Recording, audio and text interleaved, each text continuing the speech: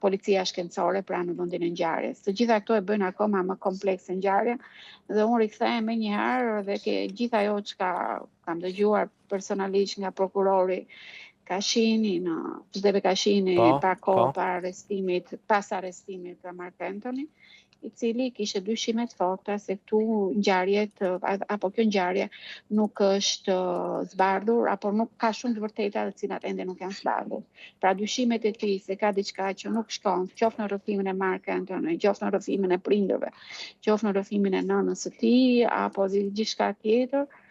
konfirmohet dita ditës dhe me ditën e sotme që mendoj se është një ditë mjaft e rëndësishme për palën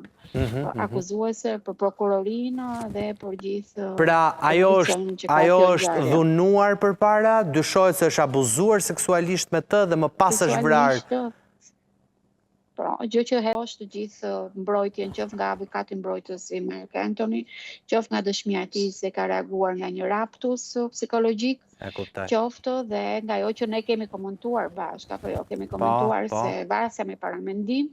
çon dënimin e tij në ergastolo. Duke pasur gjithë këto elemente, padyshim që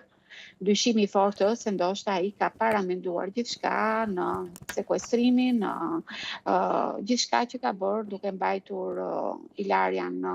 banesën e tij, duke e rrahur, ndoshta duke e dhunuar dhe seksualisht dhe më pas me vrasjen e saj në mënyrë kaq tragjike. Ka dhe një dëshmi të tjera që ndoshta do duhem një emision tjetër, po më thuaj Maria Sofia e cila është mikesha e ngushtë së ndjerës Ilaria Sula, është një person kyç në hetimin e kësaj ngjarje, por gjithçka që po rrëfen, pasi ka rrëfyer të gjitha detajet edhe me dëshminë e komunikimit që ajo ka në celularin e saj, që edhe pse Ilaria ishte tashmë e vdekur, Mark, duke u shtirur si Ilaria, komunikonte me Maria Sofi edhe duke vijuar në skenarin e gënjeshtrave se sikur ishte Ilaria dhe duke komunikuar me mikeshën e saj për Maria Sofi dhe duke thënë se jam mirë, jam në Napoli, jam me një djalë tjetër që kam njohur në La Sapienza pra universitet, mos u merakosni për mua. Të gjitha këto janë skenare apo elemente që bëjnë akoma më të rënduar një vrasës patologjik. Që ka të bëjë me patjetër, edhe fakti se Mark Anthony vijon të thotë gënjeshtra. Vijon të thotë gënjeshtra dhe siç të prokurori çështjes kemi ende shumë pikpyetje për të zbardhur. E qartë.